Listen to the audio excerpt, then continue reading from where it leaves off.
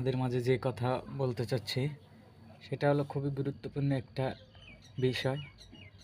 আমি যে জায়গায় চাকরি করি সেই জায়গায় থেকে এই ফুটেজটা তোলা হয়েছে। তারপরে আমি আগে কথা বলতেছি, আগে আপনারা এই ভিডিওটা দেখেন।